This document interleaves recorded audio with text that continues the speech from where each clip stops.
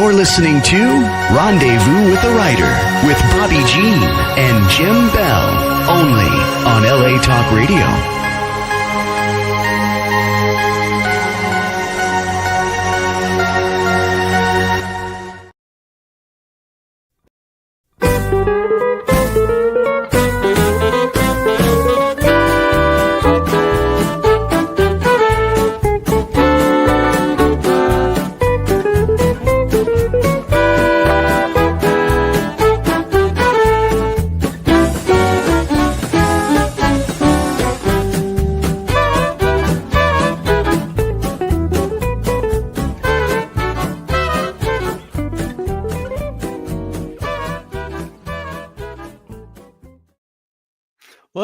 Welcome to Rendezvous with the Writer, where readers and writers meet. And story is everything. You've just been listening to Hot Texas with a Hot Texas Swing Band.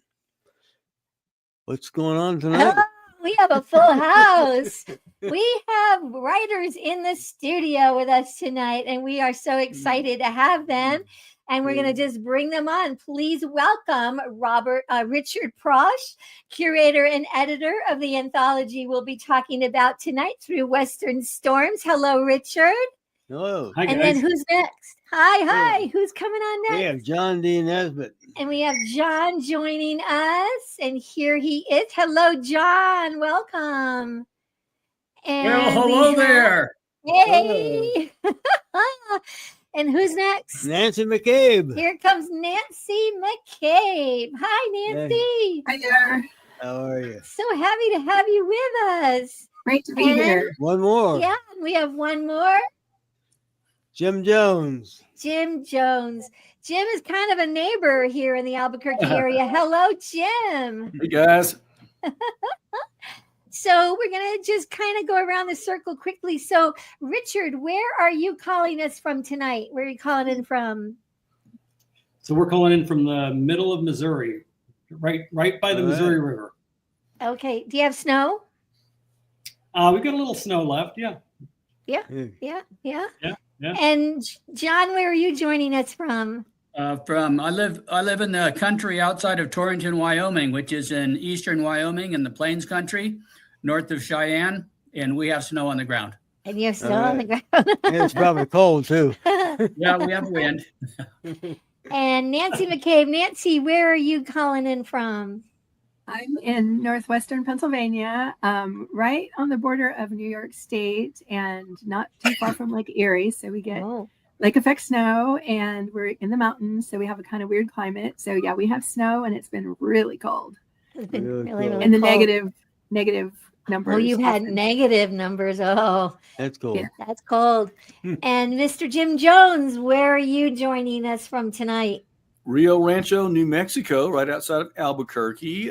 Nancy's just showing off. I thought we were cold here because we were down to 3 degrees a couple of nights ago. Now they're in the negative numbers and all that. So we don't have any snow right now. We've had a little bit, but not much. Yeah. It seems like there's a little bit of a cold front going through, which makes sense. Yeah. It's late January, but nothing that's keeping us all away from being together tonight. So we really thank you all for giving us your time. I think, Jim, you have a little intro for Richard that you're going to read. Bio for Richard. Yes, we do. And then we're going to get right into it. Richard Prosch's work has appeared in many magazines, including Mystery Magazine and True West. Winner of the Will Rogers Medallion and multiple Peacemaker Award finalist positions, Richard took home the Spur Award from Western Writers of America for short fiction. And his 2022 novel, Pointing Boys, was a Spur Award finalist. As an anthologist, his book packages have garnered the Spur, Peacemaker, and Will Rogers Medallion for their contributors. Welcome. Welcome, Richard. We are talking tonight about this book, right? Through Western Storms. Oh my gosh. You haven't read Westerns like the stories in this book. Richard is going to kind of take the lead with our guest tonight. So, Richard, we're going to ask you just one open question to get us started. Tell us a little bit about the backstory behind this collection. So I had done a couple of collections for Western fictioneers. We put them together and we edited those collections, but I wanted to do something a little broader this time with authors from a wider spectrum and something that would reflect sort of more of a diversity of writers.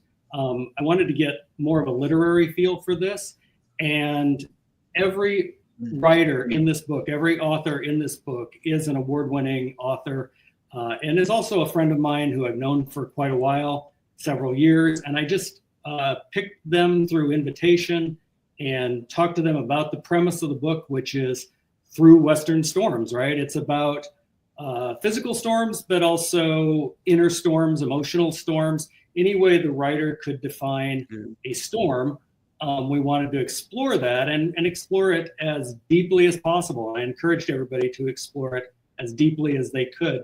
And we just, as you said, we just got some wonderful, wonderful stories from everybody.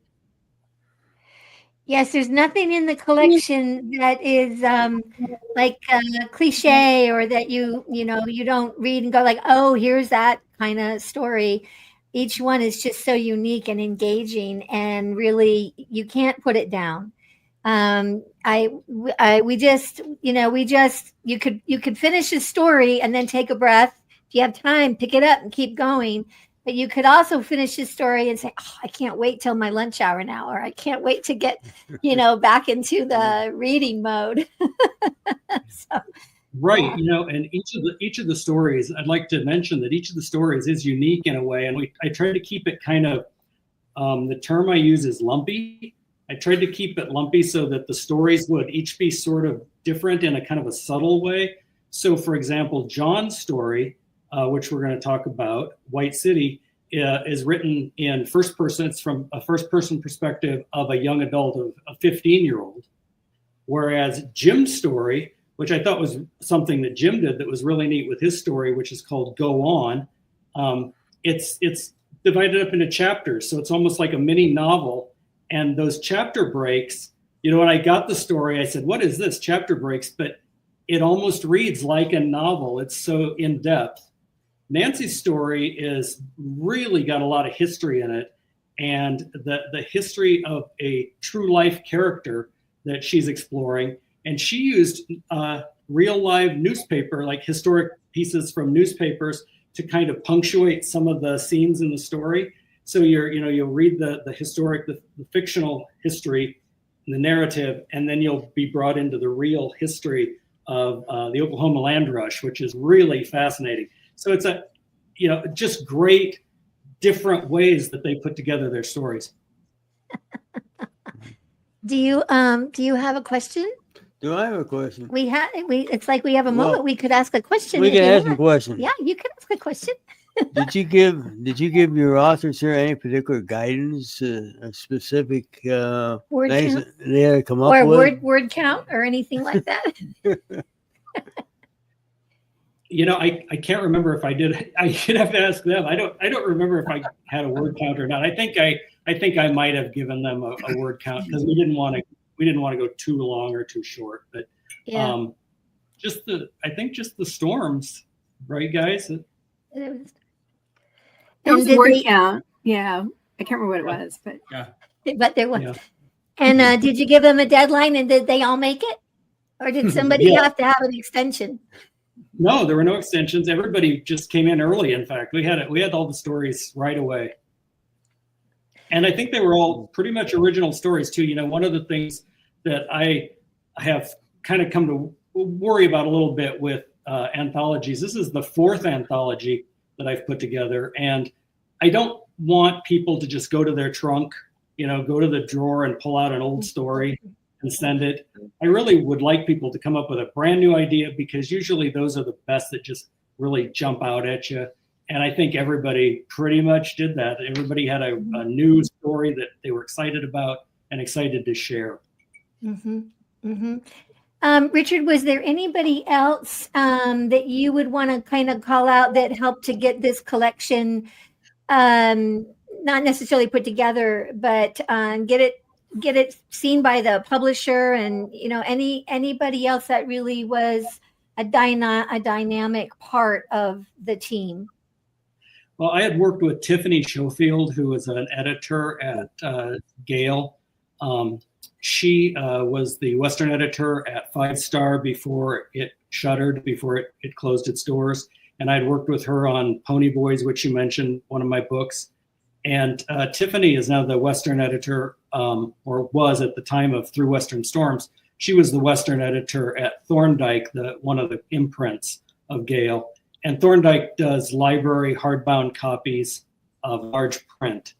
And so we talked about it, and I said we were putting together this anthology, and she said, well, Thorndike would be interested in doing a large print version of it for libraries. And it is available in all the library catalogs around the country, and it's available in large print hardcover. Yeah. So she was really encouraging. One more question, I think, before we turn it over to Richard. Yeah. We want to talk to you about the dedication of the book. Mm-hmm. If you want to explain that a little bit, because you dedicated this to firefighters and first responders, and We were quite moved, Richard, by the dedication, especially in light of what's happening in California, our old stomping grounds that is very near and dear to our heart. And we didn't know if you might like to just comment about what caused you to write this really wonderful dedication to those that are fighting fires in the West. Well, I can read it. It's dedicated to the interagency hotshot crews, firefighters, and first responders whose storms in 2024 were far from fiction and were all too real. We who live in the West owe you our gratitude and will never forget your service. Several of our authors were impacted by the fires last year. I know Janie Botkin had to evacuate her home, and she was away from her home for several weeks and didn't know what was going on, just like the people in California now, or the people in North Carolina, when you evacuate, you don't know what's happening to all your stuff, right? All your home, all your stuff, you don't know. And Janie really did a good job of keeping us all in the community aware of what was going on, and that, she wasn't able to hear what was going on with her house and stuff. And Natalie Bright was also an author in the book, and she was affected by the storms, the firestorms. And the fact that we were doing storms, it just all came together, and we thought, this is what we've got to dedicate the book to the people who helped. Yeah.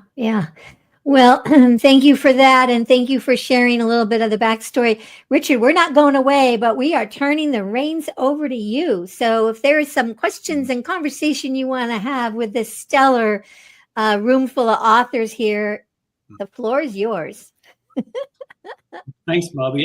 I'd like to start with Nancy, and I'd like to ask Nancy about writing about a real character.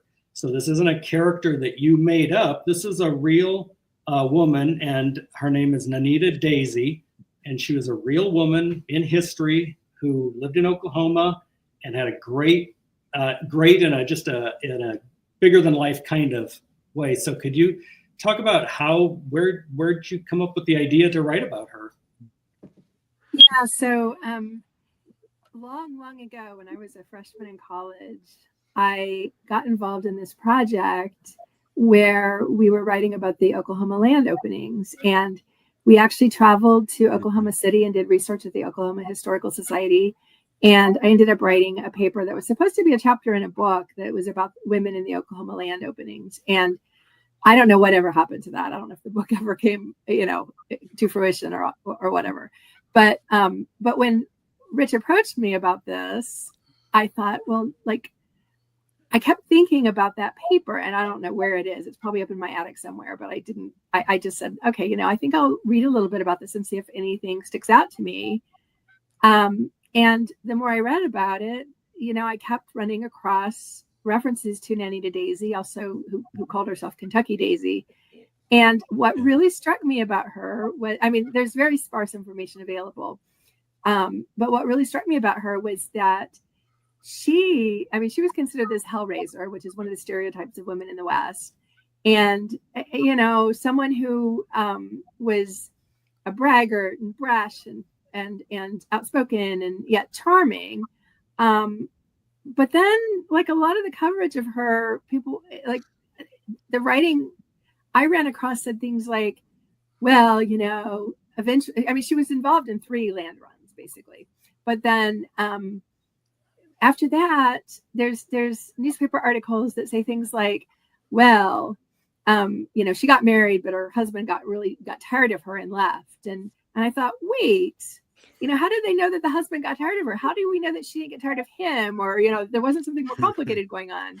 And so I really kind of wanted to probe into that idea of how, we cast people according to our stereotypes, but who are they really? What can we really gather about them? Mm-hmm. Yeah. And her husband was from Norway, right? Yeah. So he had these kind of very parochial kind of paternal things going on where, she should stay home. And you did a great job with the conflict between them, making it very clear what was going on between them. And I think not resorting to stereotype with either one. Mm-hmm. One of my questions was, so this is not in the story, and maybe I'll write another story about it, but Nanita Daisy, in the third time she was involved in a land opening, a bunch of women established this community that was called Bathsheba. And it was like this very separatist community that they didn't allow any men in, including roosters or bulls or, like nothing male was allowed. And one of my questions was, well, like, why? Like, what happened to this woman that led her to, be involved in this and to feel this way? And so I really wanted to kind of, I made a lot of stuff up, but I really wanted to probe that idea too. And I'm going to jump in and say, Jim Jones, there's a song there. Yeah, there is. I already have one song a whole lot about Annie Oakley, but it would really fit. Yeah, my thought when you were talking about they referred to her as kind of a braggart and charming. I was thinking you just described Wyatt Earp, Buffalo Bill. I mean, all these men did the same and on steroids, literally, and nobody called them out. And yet, if she did it, it was somehow wasn't right. That she was like a pioneer. I thought that was. Yeah. And the press really seemed committed to giving her comeuppance in her later life. Like they published things that said things like, well, she's lost her looks. And it's like, well, like she's aging. Of course, who doesn't? I mean, she's lived out there and gotten sunburnt and, like her whole life, she's led this very rough life. So of course she's aged like anybody else, but we have to make a big point of the fact that she's lost her looks. And we're holding up a picture that Jim found of a statue of her. Yes. And you can see the stakes, in her hands. And I don't know if you've been there to actually see this, but it's pretty cool. I haven't, but I'd like to. But the thing about that statue is she's on the engine of the train, which would have been an impossible thing to do. But that's the myth of her that she rode on the cowcatcher and like, so there was all this mythology that got built up around her. And I don't know how much she contributed to it. In my story, she contributed significantly to it. But that fascinated me too, that there's just all this stuff that's really impossible. She's so mythical in the end. But she did jump off the train at one spot, though. Yeah. She did. Yes. And she had scouted that out beforehand. And she knew exactly what land she wanted. Yeah. So, John. Yeah. Yes. You want to ask a question? Very quickly, the stakes. The stakes is so important in staking out your land, I guess. And how do you what's on those stakes that somebody could tell that it exactly was your land as opposed to somebody else's? I wish I could answer this question. I remember running across it in my research, and I think I mentioned it in the story, but I don't remember for sure how they did that. Okay, that's all right. There was some indication. I'm just curious. Yeah, she said. In later life, the story was that she put her petticoat on the stake, and marked it as hers. But other people dispute that. Like like when would she have had? How would she have had time to take off her petticoat and put it on the stake and run back and get on the train? John, had you heard of the Kentucky Daisy before? The story? No. I hadn't either. I had heard the term or the name, in some, like, in passing, but I didn't know the story at all. So I thought, wow, this is just fascinating. This is just something that I could see it becoming a longer work. Do you think that you will revisit that someday? I actually am really interested in doing that. And maybe, I am from Kansas and I travel there, frequently, like once a year. And I think it would be really fun to take a detour and go to Oklahoma. And there's some other things I want to do there too. But I thought, and see what more information I can find about her. But there's so many stories. I couldn't cram it all into this story. So there's a lot more stories to be told. And I think there is a novel in it. Yeah, for sure. For sure. Yes. So I'm going to move on to John and ask about White City. It's from a point of view of a young, I guess. Well, tell us about the character. Tell us about the main character, Owen. Owen is working and he meets a stranger named Tom McClure. Right. He's a 15-year-old kid. They live in a tent city that follows the building of the railroad. And so, which was historically something that happened. They had these sort of portable towns that moved along. And sometimes there were, towns that kind of remained there, but also towns that moved with the railroad. And so he's in that kind of a situation, which I thought would be interesting to just have a generally rootless population like that. And so he is working in one of these businesses that's in a tent. He's working in a lodging house, or kind of like a rooming house. It consists of 2 tents, and he meets a stranger who comes to town. So I don't know if do you want me to say more than that, or is that's kind of like the beginning, kind of a response to your question, I think. Yeah, I'm gonna ask you, because I'm gonna go back and ask Nancy quickly to follow up. But first, I'm going to ask you about the storm, because there is snow, isn't there? In your stories. Yeah, and Wyoming, and there's the storms, and how did that kind of influence your thinking on writing the story? Well, I think I'll talk real briefly about where I got the title, and that is I knew of the term White City referring to a tent city because I had read this book a few years back called Devil in the White City. Is anybody familiar with that? Yeah. And so I was kind of making an allusion to that, which is it's a story about the World's Fair in 1893 in Chicago. And the White City was the temporary city that they had while they were building. And then some of the buildings remained tents and some of the buildings remained white. But there was a serial killer who was active in Chicago at the time of the World's Fair. And so Eric Larson, the author, kind of weaves those things together. So I thought maybe a little allusion to that, wouldn't do any harm. So that's kind of where I got the idea. But because it's taking place in a storm, and because it's kind of this mobile, or as I say, rootless population, I thought, there might be just a little bit of a foreboding sense to it, a little bit of a cold world and an impersonal world. And then at the very end, the stranger comes to town and solves the mystery and solves the problem, disappears into that whiteness. So I thought, that had kind of a thematic possibility. Yeah, that came across really well. Thanks.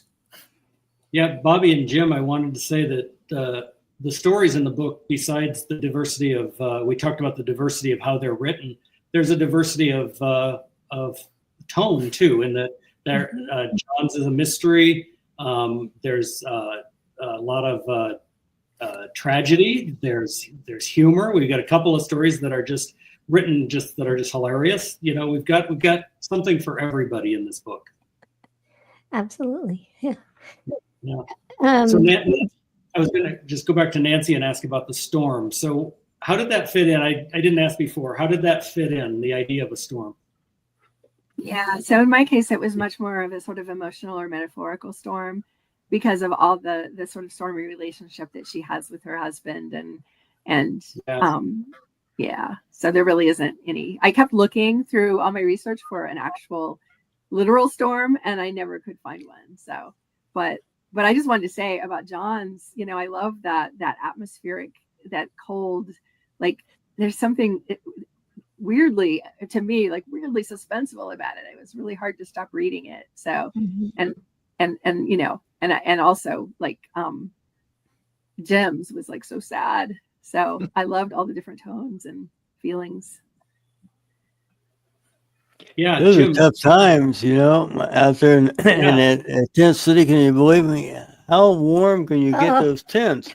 You get too big a stove in there, you burn the tent down. So. Yeah. Richard, would this be a good time to just take a very short break and go chat a little bit about Blue Cottage Agency and Clicks by Madison? Jim Jones and us are love everything that they do for writers. And they do it for us, and they can do it for you. And this is very short. We don't really want to stop the flow, but we'd love to give a shout out to our sponsors. So don't go away. We're going to be right back after this announcement from Blue Cottage Agency and Clicks by Madison.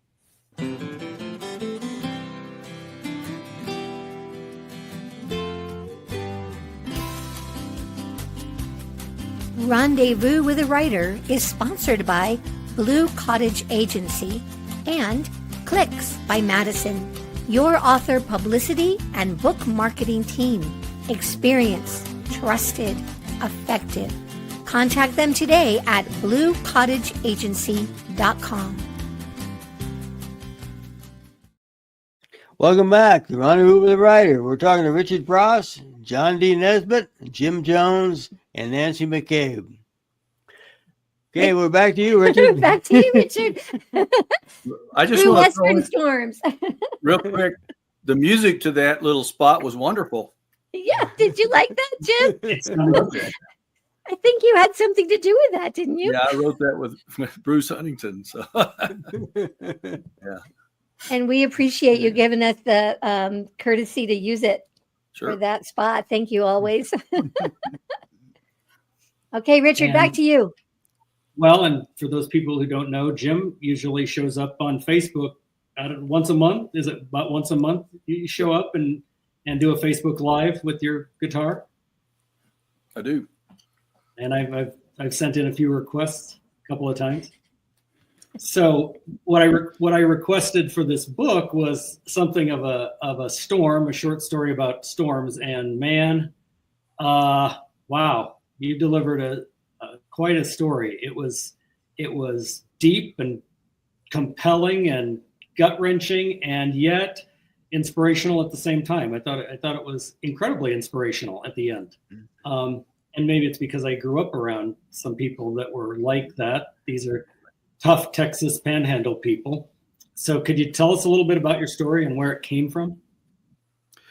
Well, when you made it clear to us about that it didn't have to be like a literal storm, and so I was trying to think of what I wanted to write about, and it actually the general idea I took from a song I'd written with my friend Alan Chapman called "Learning to Let Go," and how hard that can be, and it sort of, and then I have a lot of friends that live around Amarillo and the whole High Plains area, and I know a whole lot of cowboys, and they're tough, and they don't have the luxury of kind of giving into their emotions, and yet these things happen then like they happen now. You have someone who's dear to you who gets sick, and what do you do? And how do you find a way to deal with that?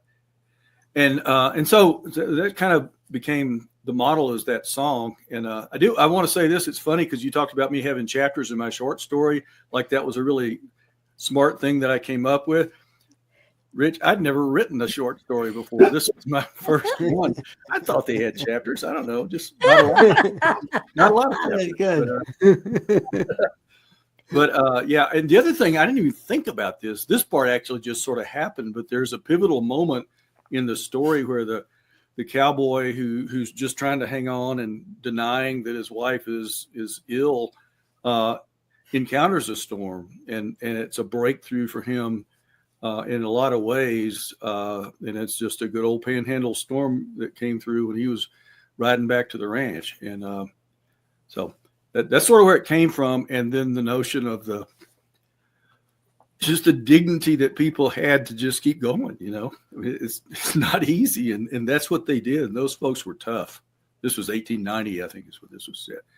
They didn't have, they were tough. They kept on going. Yeah. The title of the story is, for those that don't know, is Go On. And that's kind of the theme, as we go through the entire story. I was struck by, probably on the second page or so, I realized that Rebecca was probably going downhill, and it wasn't necessarily going to get better. And yet there was this compelling, and I credit your writing as just being so good, just so bottom line good, that it would just carry me along. It was compelling to keep, what's going to happen next? What's going to happen next? Maybe he's going to throw something in there and you threw in the emotions, the emotions of the kids and the protagonist, John, the husband, who has to go through this and his inner storm. And it just, it pulled me right along. Really well done. Thank you. What did you guys think, John and Nancy? What did you think of the story? I found John's denial so poignant, like the way that he can't for so long fathom that she won't get well. And there was a kind of suspense to that too, like, because I kept thinking, oh no, he's gonna eventually figure it out, but I don't know, that just, I think, enriched that character for me a lot. It just seems so real and so touching. Yeah, I thought the story carried me very well. I like it when I'm reading something and I forget who wrote it. And I know Jim, of course, I forget who wrote it. I forget, why I'm reading it. As we were talking about his story a minute ago and about yours also, Nancy, I forgot that these were storms. I was just remembering what was going on in this story. The story that takes on its own life. That's a really good point, John. Everybody I mentioned before, everybody in the book is a friend of mine that I've known.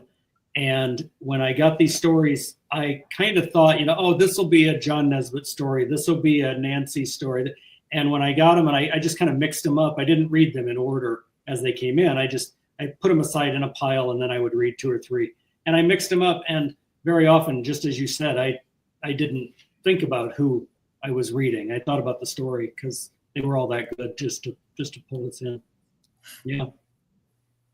Can I make a very quick comment to Jim? The dialogue is wonderful. The dialogue between John and Becky or Rebecca, and then with the kids.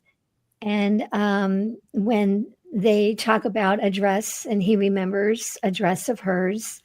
And I think maybe she actually really hadn't worn it in a long time because he finds it in the closet. Right. And I thought that was such a wonderful touch. I enjoyed the entire story, but I just thought the dialogue between characters and when he's with his children and was just wonderful. Yeah, it's the stuff with the kids, and I don't want to spoil anything, but they start out kind of clueless and just worried, and they don't know what's going on. And with his denial, he is just not helping them at all. And part of his journey to come to terms with this includes helping the kids, and which was so important. And he realized that if he loses his wife, he's the only parent. And the part about wondering if he ever had any fun with his dad, and thinking he probably did, but it's all kind of work focused, and he didn't take the boys fishing and stuff like that. So it was tried to cram a lot of stuff in there.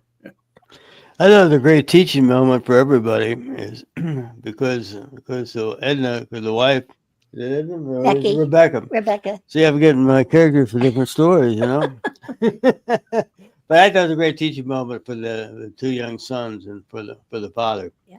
the father's kind of in denial, and the poor kids, they really don't know what's going on. So it's kind of, we tie it all together. So something really striking to me too is like when she died, I thought, oh, now what's he going to do? Is he going to call the coroner or what? And then he goes out and digs a hole and buries her. And I was like, oh my God, like, of course that's what people had to do. But yeah. Yeah. And then they had to go on and do their chores. Yep. Yeah. And that's, that really hit home for me too, because I grew up on a farm and you always had to go do the chores. You always had to go milk the cows. It didn't matter what happened. It didn't matter if you were at, a funeral or a wedding, either one, good times and bad times. You always had to stop. You had to stop whatever you're doing and go milk the cows. Mm-hmm. One thing I sort of became aware of as I was writing it, I didn't want to overuse it, but there's so many ways that you say go on. Like a couple of times he's like, go on, and other times it's go on. And so different language. Yeah. It's hard to believe that you said this was your first short story? Yeah. One of the things I was really aware of as I started doing it is that writing a short story for me was a lot more like writing a song than it was like writing a novel. And I've done both. And in a short story as well as in a song, you don't have much time and you don't have the luxury of kind of stringing it out. And so you got to really condense that story and make it meaningful and have an arc to it and everything. A song is about 3 minutes, and this thing I think was like 4,000, 5,000 words is all. So it was so that helped me actually. I think kind of think about what I was doing. Mm-hmm. Yeah. And each of you have done other things as well. You've written short stories. You've written longer works. I think Nancy, you've got 9 or so books, and you've also been published in news. Tell us about that. Sorry, I missed part of other work. I notice I'm the only writer here that's not wearing a cowboy hat, and I've written in a lot of different genres, and I've done a lot of creative nonfiction, memoir, but then also I have a young adult novel. I have a middle grade novel that's coming out in a couple months. I have a comic novel. I have a really big variety of things. My young adult novel has some science fiction aspects to it, some historical aspects also. My middle grade novel it's kind of a ghost story. So, I guess, I like the idea of I don't like the idea of genre in some ways. Because I think that everything we write can, really good work borrows from a whole lot of different genres, which I felt that way. I've jumped around in this book and read a bunch of stories, and I just read and reread Jim's and John's stories in the last couple of days.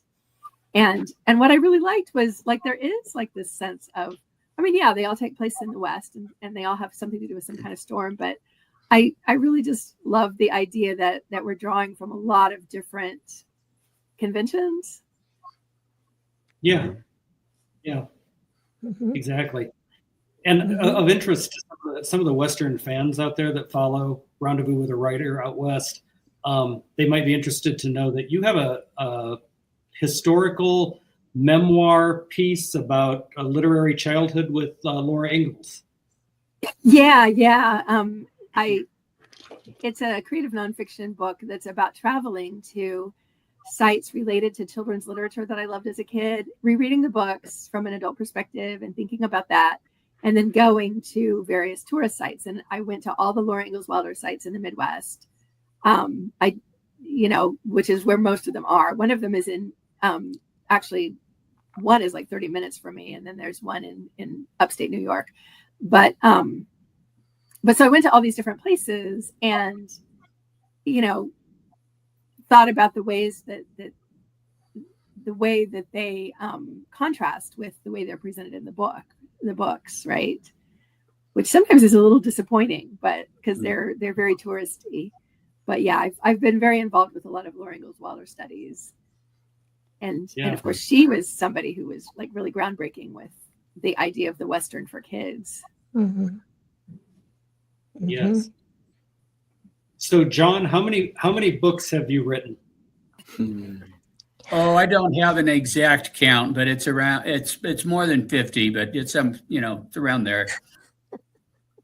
They're not all the same, Some of them are a little shorter, but anything that comes under its own cover. So, for example, I did a monograph. We were told not to call it a monograph, call it a booklet. In graduate school, we call those things monographs. But anyway, it was a booklet on another writer, on Robert Rorapaugh. Well, I put as much work into that as I would into writing a novel, but it comes out, I don't remember now, 50 pages or 80 pages or something like that, academic work. So, but I claim that on the list. So. Mm-hmm. Yeah. And you have written a lot of short stories. Yeah, quite a few short stories and quite a few of them in collections. And now you have a memoir as well. That's right. Yes. It came out in December, and it's a memoir. And for people who aren't familiar with that term, that's like a selective autobiography. It's the story of a person's life, but it's not the whole story. It kind of like focuses on one aspect or on one phase in a person's life or one key experience or something like that. Can you tell us a little? Yeah, you can't tell your whole life story unless you've never done anything and you're not very old, So you got to figure out some angle on it. So That's good. mine is called "Boy from the Country," as in the old expression. You can take the boy from the country, but you can't take the country from the boy. And so, kind of part of my idea is, I'm the same guy I always was, and Nancy, you'll be happy to know that I'm wearing a black hat on the cover of that too. A picture of me when I was about 20. That's what I was really happy that we were able to get that on the cover. At any rate, it's about a boy who grows up in rural poverty and a difficult family situation, has a little trouble with the law, goes to school, gets educated. That's my story, and goes on to have a career as a college professor and a writer. So that's kind of it. That's kind of laid out in the preface. I sort of have it memorized. That's the arc of the story, and so that's kind of what determined what I put in and what I didn't. Although some things maybe have a kind of, I need to tell this story, so I hope the connection isn't too tenuous. Like the pet raccoon or something like that. What are you working on right now, Jim? Real quick, I just want to say John Nesbitt's also a poet. A really fine poet. Right. He's done everything. So I think he may have even written some songs with some folks. I think, haven't you, John? That's right. Yes. Yeah. W.C. Jamison did a whole CD of my stuff, and then Carol Markstrom has recorded one of my songs. Yeah. So watch out for that. Watch out for that W.C. Jamison guy. He's bad. We met him. Yeah. Yeah, he's great. Yeah. So you ask what I'm up to these days? A bunch of stuff. I was trying to slow down this year, and I'm failing miserably. I've got my next novel, which is the fifth and probably last book in my Moon series, is coming out end of May, early June. I have a children's book. My publisher decided to take the first two, which were shorter, and put them with the third one and make one big volume. So that'll be coming out in April. I'm working on a live album project with my friend Alan Chapman. 2/3 of it will be old traditional cowboy songs and folk songs like Wayfaring Stranger, and then things like Little Joe the Wrangler. But also the other third will be our music, songs we've written. So I'm doing that. We're making major progress with our friend Jake Stetler. Randy Houston and I are with our documentary about the Scottish cowboys that came over from Scotland during the clearances, and I'm working with a lady who's a screenwriter, and we've got a script and a plan for the whole series for a streaming series based on Rustler's Moon, my first novel, which came from a song, and trying to relax and have fun too, and failing miserably with that. So, all right. I'm looking at time. This has just been so much fun, and it's just been delightful to host all of you. but I unfortunately have to look at that clock on the wall. So what I would love is for each one of you, if you don't mind giving a very succinct answer to, as a reader, are you able to enjoy the genre in which you write in? And then also tell us where the listeners can find your books, where your website is, and that type of thing. So, Richard, we're going to start with you. I can enjoy the Western genre, though I probably read older stuff. Like I would go back and read some of the pulp work from the 20s and 30s and some of that. So because what I'm writing now or what I'm editing now, I don't really want to have an influence too much. I want to, approach that in a fresh way. But I read everything, and I read a lot of historical nonfiction. Okay. And where can people find you, follow you, and get your books? They can find me at www.richardprosch.com. That's Richard, Prosch.com, and at Amazon. And I brought, Bobbi, you said we should bring along a few books. Sure. So I would like to encourage people, if you like short story anthologies, to look for, it's backwards on the thing there, but this is called Over Western Trails. And this was an anthology we did. And a couple of people in this anthology won some awards for that. In this book, which is under Western Stars, we had a Spur Award winning story from this book. And then the new book, of course, is Through Western Storm. So you kind of see the series in the titles there. Wonderful. And those are all great short story anthologies with some of the best Western writers around today. And thank you, Richard, for being here and for organizing this tonight. Thank you. We look forward to having you back February 20th with 3 other authors from the collection. So we're going to move on to John D. Nesbitt. John, are you able to read the genre that you write in, or is it tough to do? Do you want to edit it while you're reading it?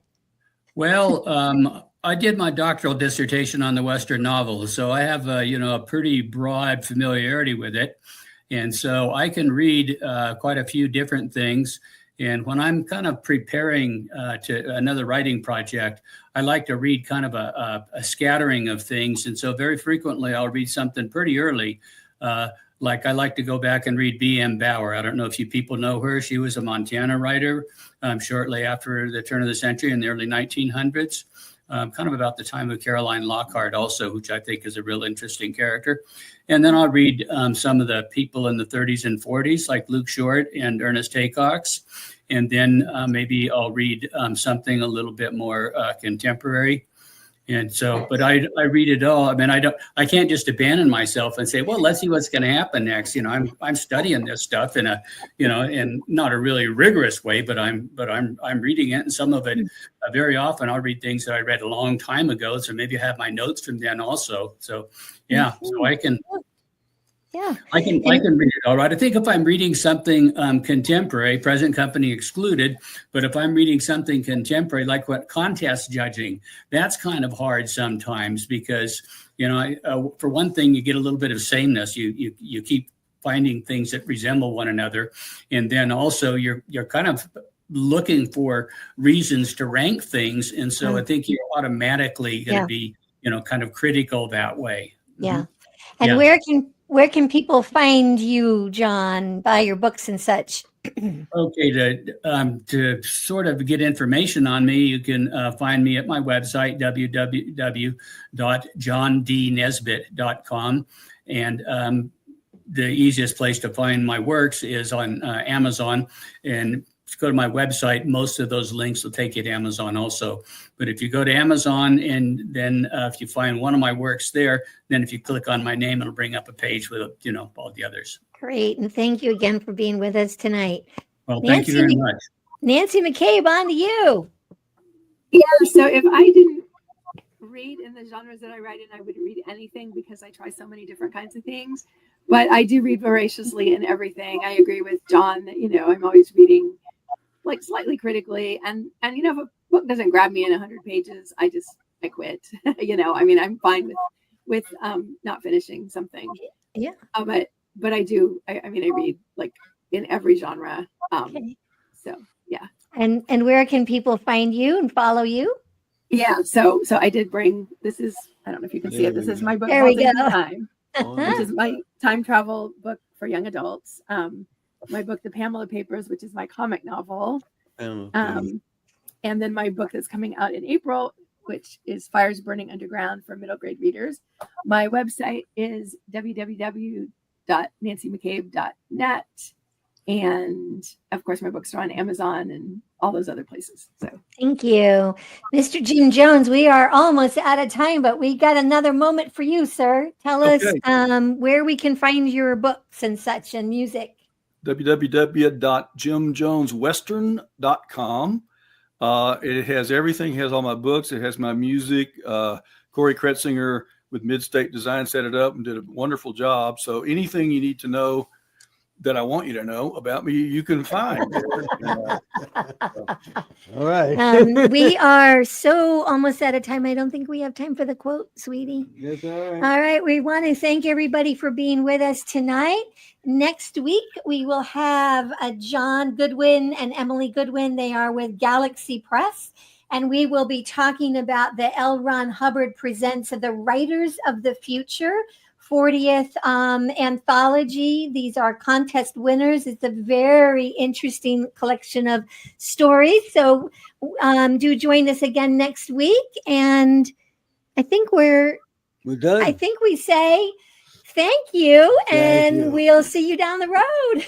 It's always a great day out west. Thanks, folks. Bye, everybody. Thank you so much for being with us. Bye. thank you.